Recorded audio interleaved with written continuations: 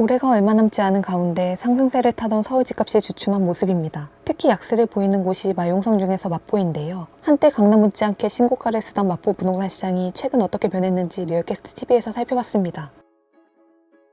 마포구는 2주째 보합을 지속하고 있습니다. 한국부동산원에 따르면 12월 1주 마포구 아파트 값은 전주 대비 0.06% 오르며 전주와 동일한 상승폭을 유지했습니다. 11월 3주 대비 하락세로 꺾인 이후 사실상 2주 연속 보합세를 이어가고 있는 셈입니다. 일각에선 올해 남은 기간 서울 집값이 보합이거나 약세 흐름을 보일 것으로 전망하고 있습니다. 실제로 마용성 가운데 용산구와 성동구도 비슷한 수준에 머물고 있는데요. 계속 하락세를 나타내거나 보합을 유지하다 하락세로 전환하고 있는 것입니다. 매수 심리가 위축되면서 아파트 거래량도 줄어드는 추세입니다. 11월 한 달간 마포구 아파트 매매 거래량은 127건으로 전달보다 15% 감소했습니다. 지역 내 아파트 시세도 힘이 빠진 모습입니다. 마포구 용광동의 레미안 마포 리버웰 전용 84제곱미터는 지난 8월 거래된 22억 8천만원에서 1억 5천만원 떨어진 21억 3천만원에 거래됐습니다. 마포구 신공덕동 공덕 아이파크 전용 84제곱미터도 지난 10월 15억 6,800만원에 실거래됐지만 한 달 후 15억 5천만원에 다소 떨어진 가격에 거래됐습니다.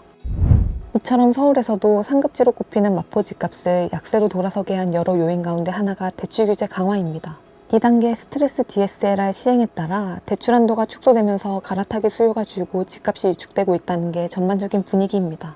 이러한 은행권의 강도 높은 규제에 관망세가 커지다 보니 매수세와 거래량은 주춤할 수밖에 없는 상황입니다. 여기에 신축단지 위주로 단기간 가격이 오른 점도 마포 집값에 영향을 미쳤습니다. 위축된 시장에선 재건축 이슈 등이 있어야 수요가 집중되는데 마포의 경우 신축이 시세를 이끌다 보니 매수세가 확연히 누그러질 수밖에 없습니다. 집값이 비싼데 대출까지 쉽지 않다 보니 매수 문의가 급격히 줄었다는 게 전반적인 의견입니다. 이에 시장에서는 당분간 집값이 보합세를 유지할 것으로 내다보고 있습니다. 대출 규제 여파가 계속될 것으로 전망되는 가운데 주춤한 시세가 계속될지 소폭 조정될지 마포 집값의 향배에 관심이 쏠리고 있습니다.